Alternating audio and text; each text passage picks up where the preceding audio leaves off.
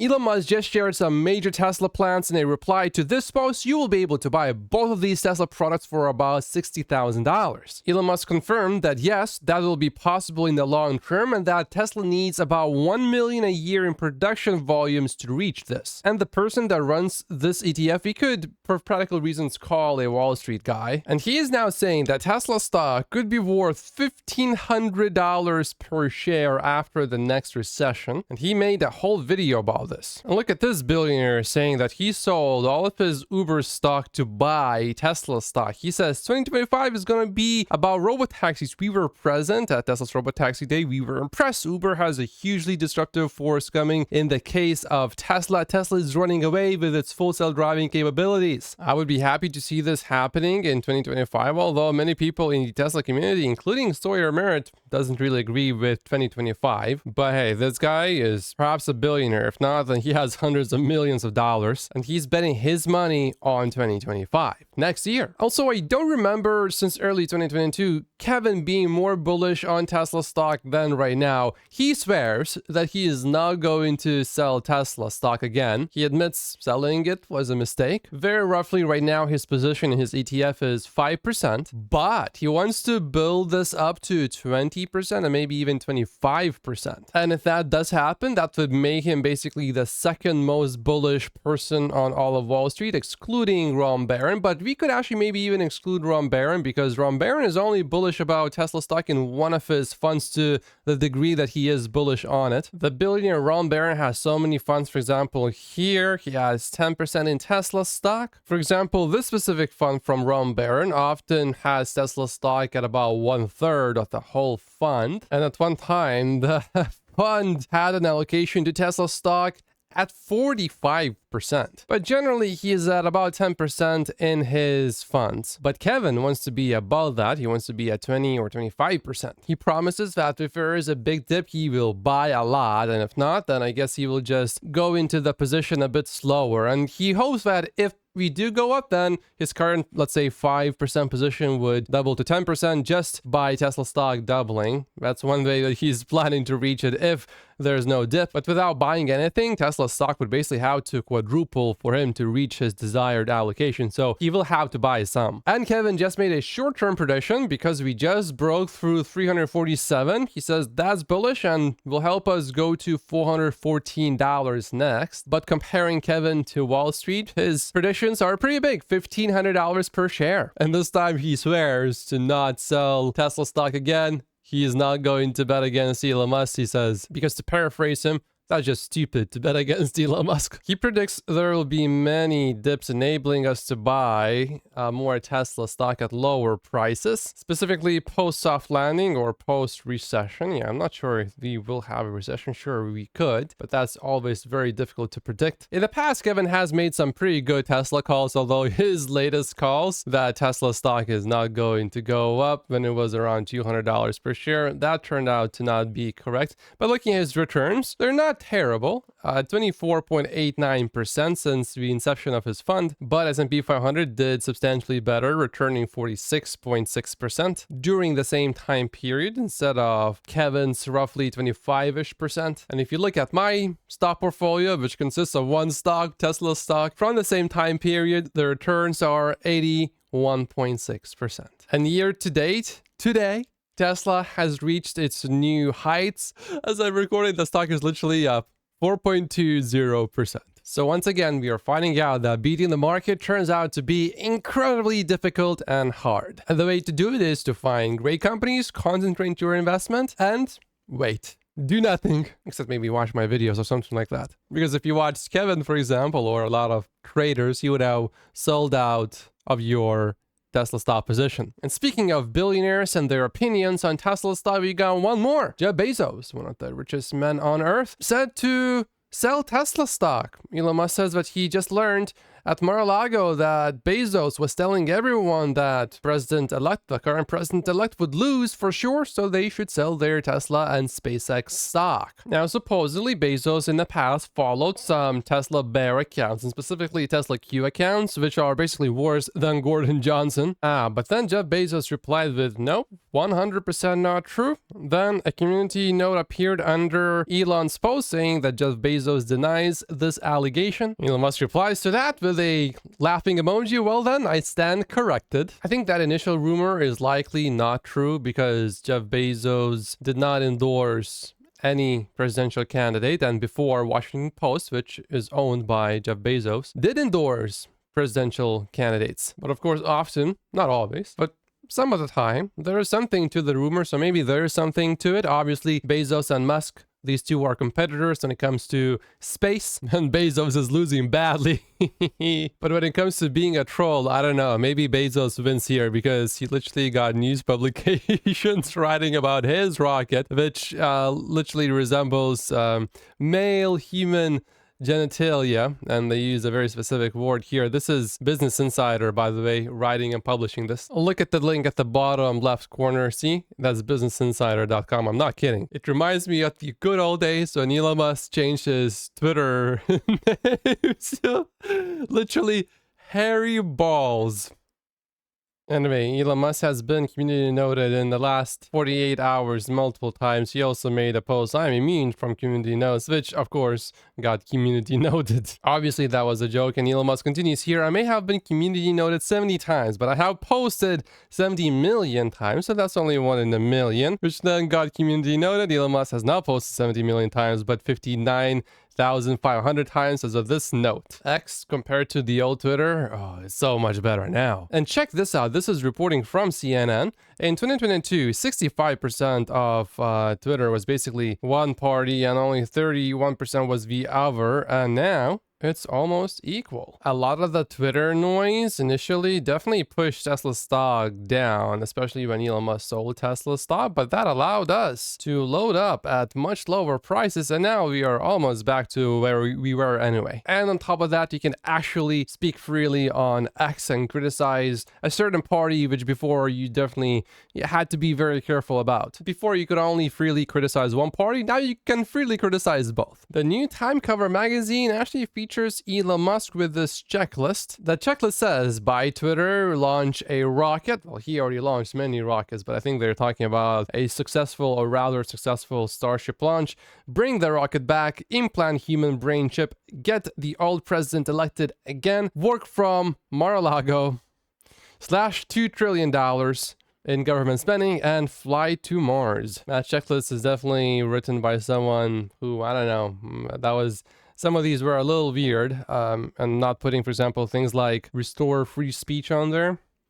That was a big tell sign of whoever that person was, what they were thinking about Elon. But Elon responded that this isn't his actual checklist because obviously it's not. The checklist actually had a few more things: electric vehicles and become the richest man. And here's the official response from Elon Musk. To be clear, I have not done any media interviews, and this is not actually my checklist. I am trying to make life multiplanetary, which he has been talking about for a long time, to maximize the probable lifespan of consciousness. Some of the items below are needed for that. The work from Mar-a-Lago part, that's a bit weird for me to have as a goal on the checklist. Now this checklist here, I think Elon can get behind: establish Doge, cut 80% of DC waste, and go to Mars. Remember when recently the Time magazine made this cover with the 100 most influential people in AI, and Elon Musk was nowhere to be found, even though there are people like Marcus Brownlee, the YouTuber, who has nothing to do with AI really. I mean, I like Marcus Brownlee, but he has nothing to do with AI, at least not when you compare him to Elon Musk, definitely not. So it's not surprising that they made this checklist that Elon Musk is not really happy with. It would be cool to see an actual checklist from Elon Musk. Colonizing Mars is definitely at the top of his checklist. Making Tesla the most valuable company on Earth is on his checklist. I don't think that's #1 for him, but it's rather high, I believe. But if I had to pick just one thing that encompasses everything, I would say that the thing that Elon Musk is trying to do is to maximize the probability of the future being great. By the way, if you're wondering why Tesla stock earlier today jumped suddenly out of nowhere seemingly, I didn't see any particular reason why that would make sense, and I asked people on X and no one really is saying something that really stands out other than things like, oh, more people are buying than selling. It could also be that someone knows something, maybe of some new policy coming out, maybe of some news soon to come out from Tesla. Who knows? Obviously not us. At least not at this moment. Or it could just be people like Kevin realizing, oh, we need to increase our allocation, and maybe now they're pushing Tesla stock higher up. It's definitely not Ross Gerber buying Tesla stock. He's been negative about Tesla stock. He says that no one's on X anymore, and look at this, Elon Musk just posted, X keeps hitting new highs in usage because it is by far the most interesting place on the internet. And this is a screenshot I wanted to share in the last video. X becomes Canada's #1 news app on the App Store, so it's obviously doing great, which is great for us Tesla stock investors because it means that Elon Musk is a lot less likely to sell Tesla stock to fund Twitter/X. The moment that risk completely disappears, I will never call X Twitter again. But the mainstream media is really just shooting themselves in their feet, which has helped us Tesla stock investors. Look at this. The left-leaning candidate, if you look at these specific networks, 78% of the coverage was positive. The other candidate, only 15% of the stories were positive. And yet, despite that, Elon's endorsement predicted the outcome of the election. And we got some more good news. It's been a year now since Elon Musk has told advertisers to grow food yourself. If you're new here, basically Elon told advertisers to get lost. But it's been a year after that, and advertisers are now actually returning, including Disney. It really feels like the worst times are now behind us. Not just Disney, it also includes IBM, Comcast, Discovery, Warner Brothers. Elon made a big thank you post to everyone. Now, there were statements from the mainstream media, like for example MSNBC, that Twitter 2 years ago was on the brink of collapse. It wasn't wrong to say that Twitter was on the brink of collapse, but the thing is, Elon Musk is extremely good at turning things around, and he turned it into something that is actually successful now, widely successful. If you look at the future growth prospects, yeah, things are just beginning right now. If you actually really knew what was going on, you knew that there's no way Elon Musk would let Twitter, or now X, collapse. He would have just sold Tesla stock to fund Twitter or X. So it was only the appearance from the outside that would have made you think, oh, it is on the brink of collapse. Realistically, nah. It has been a while since we have heard directly from Elon about Delaware and his case, but he said this: if the extreme violation of shareholder rights by the activist posing as a judge in Delaware is allowed to stand, he's talking about Kathleen McCormick, Delaware's entire economy will be destroyed. That judge has brought immense damage to the whole Delaware system. Anyway, looking at Tesla, my European friends will be happy to know that Ashley Smart Summon has launched in Europe, finally. At least specifically in Finland, definitely. And also, the new default Tesla FSD version is now 12.5.4.2 and no longer 12.3.6. It's been a long time, but it has now happened. Gary Black made this long statement. He's basically saying that he's not as bullish about the new administration allowing Tesla to deploy FSD quickly because regulations never really were an issue, he says, for Tesla. Wait, now, that has been largely my position, that regulation is not really an issue. And I remember Gary Black saying many times before that regulations, that is a bit uncertain and that it's going to slow Tesla down. I definitely remember him saying similar things like that a while ago for an extended period of time. So recently he switched his position, I guess. And there were definitely quite a few other people on Wall Street and on TV saying, okay, even if this thing becomes safer than human driving, the regulation issues will just be too much and Tesla will not be able to do much. Well, we now know that definitely regulations is definitely not going to be an issue. But I agree with Gary that the most important thing is just making FSD safer than human driving. That's for sure the #1 thing. But a lot of the Wall Street analysts and big mainstream analysts, only now they are waking up to the fact, oh, regulations, that's not going to be an issue. And my take was always, it's not going to be an issue. So you guys are just catching up to something that has been obvious for a while. And if it would have been an issue, Elon Musk would have worked relentlessly on solving that issue,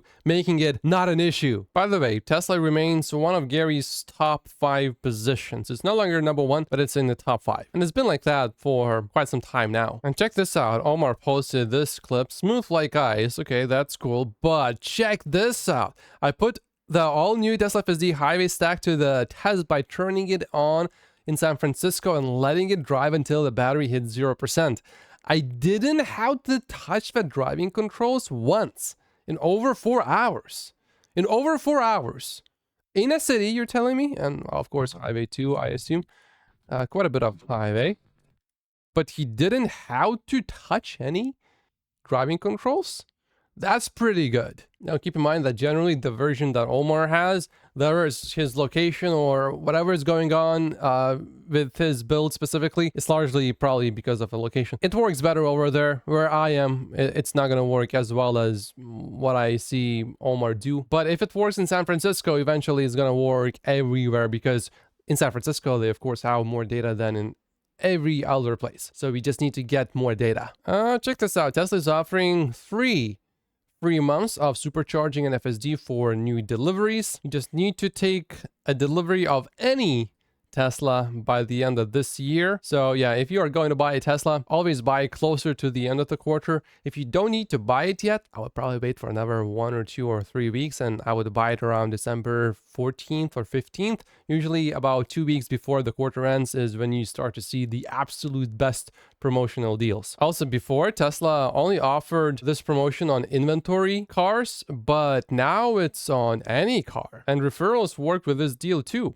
Pretty good. Nissan EV drivers now have access to its supercharger network, so great for them. Oh, actually, hold on. So Tesla said that Tesla has access, but Nissan says they don't have it yet, that they will have to wait for a little bit, but I'm sure it's coming soon. This is a list of automakers that currently have access to Tesla's charging network in the US. If you're from Germany, go check out the Cybercab. It's in Berlin. Next, it will be on display in Paris. Tesla posted a post on X here saying that you can pick up your new Model Y straight from Giga Berlin. I actually really like this. Even if I had to drive 3, 4, 5 hours just to pick up my Tesla, I would actually prefer to pick it up directly from the factory, because it's just experience. You're picking up your car directly from the factory. This is pretty cool. And Tesla is reportedly working on regulatory engineering to get Cybertruck into China. So all of these little weird things with Cybertruck in China, you know, like the McDonald's spoon and stuff like that, there must have been some merit to all of this. It would be quite weird to see the Cybertruck being launched in China first before that happens in Europe, although China's just one market, so in a way it's a bit easier maybe. Europe has more countries, so more stuff needs to be done before it can be launched, but still, you would think that the Cybertruck would have more demand in Europe and a bigger market overall in Europe instead of in China, but we might actually see it in China first. Chris Zhang has a statement here. Tesla is conducting adaptive development for the Cybertruck based on 2 different engineering approaches to facilitate its entry into China.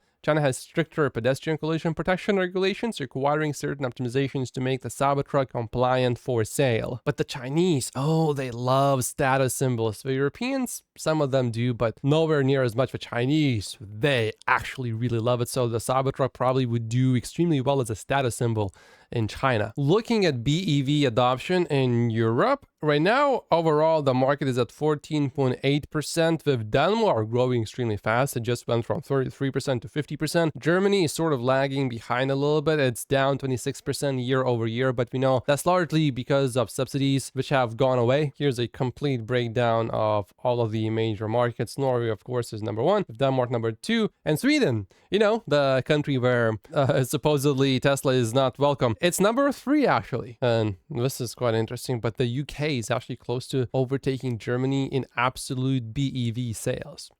And now back to Altimeter Capital, which is a hedge fund, and they don't have many positions, and Tesla is one of these positions. They dumped all of their Uber stock and they're buying Tesla stock. The hedge fund has $10.7 billion under management. Every single Uber share was dumped from that fund and it was put directly into Tesla stock. He's actually praising Uber, saying that the CEO is doing a good job increasing free cash flow and that it's inexpensive, and yet they sold every single share. He's switching to Tesla because he believes that FSD, Full Self-Driving, had a ChatGPT moment in 2024. And of course, he likes the new president-elect and how positive he is going to be for all of the regulations, which will help Tesla, he believes. He believes that the optics for Tesla are going to look great in the upcoming months. And he has basically the same opinion or prediction as Elon Musk that Tesla's robotaxis will launch in Q2 of next year. And check this out. Per New York Post, Elon Musk is Trump's closest confidant with not even a close second. That's a